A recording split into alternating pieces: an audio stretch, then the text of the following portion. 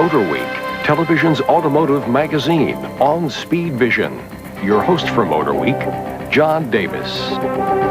Hello and welcome again to Motor Week. We're glad to have you with us here on Speed Vision.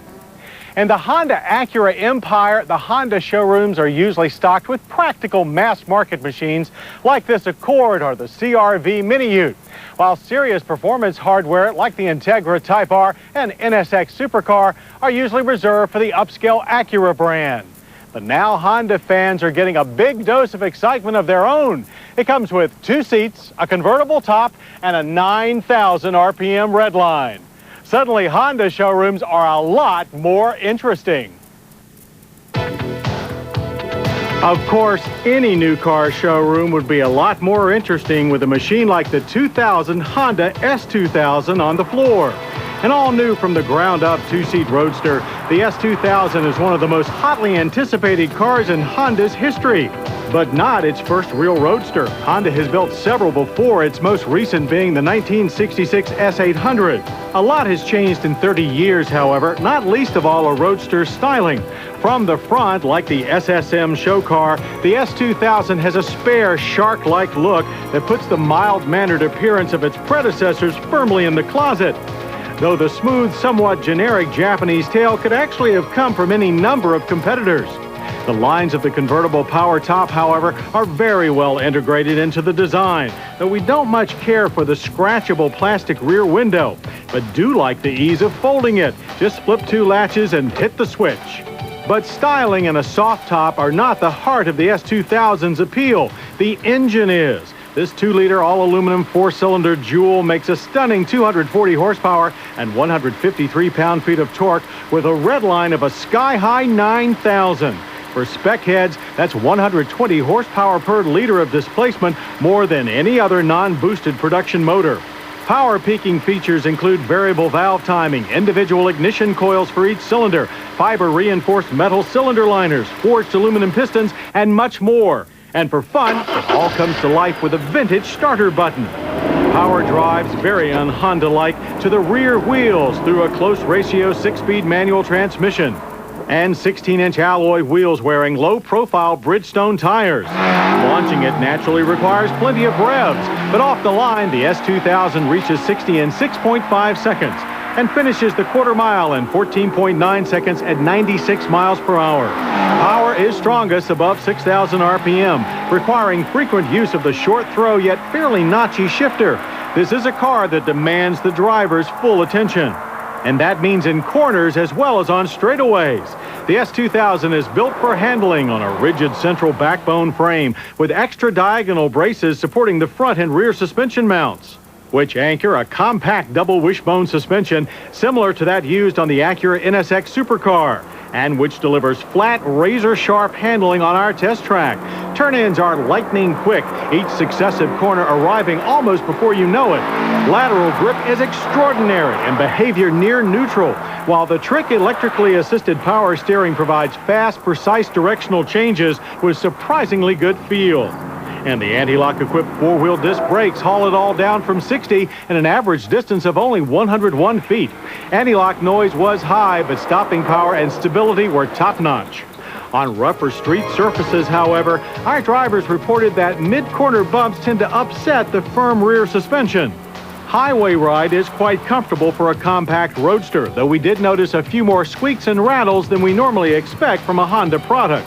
And the frantic engine note can become a bit tiresome if you're not in the mood for a brisk pace. But then this is a pure sports car, not a grand tour.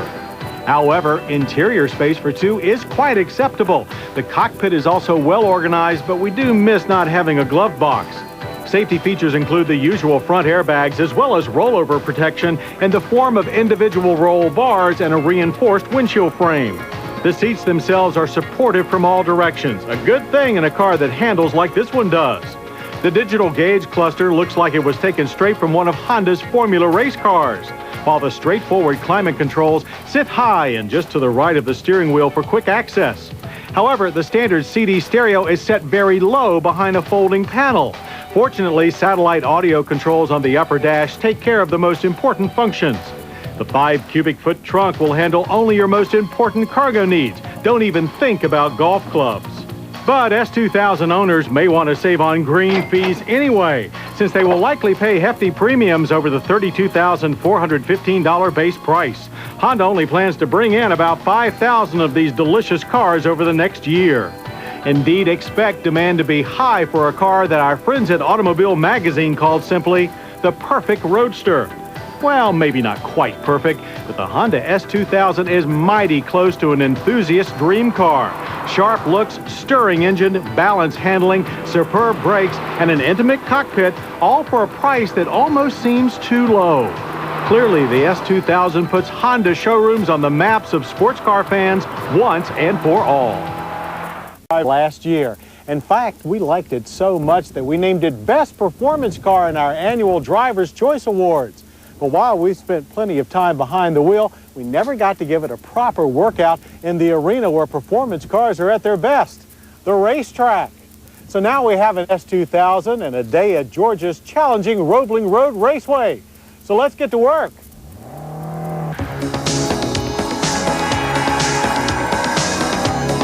If we were to hazard a guess, we'd say that 95% of all sports cars sold in the U.S. will never pass an apex marker on a real racetrack. But many of them, like this new Honda S2000, will see action on twisty country roads or steep mountain grades, and that's why we at Motor Week perform racetrack tests.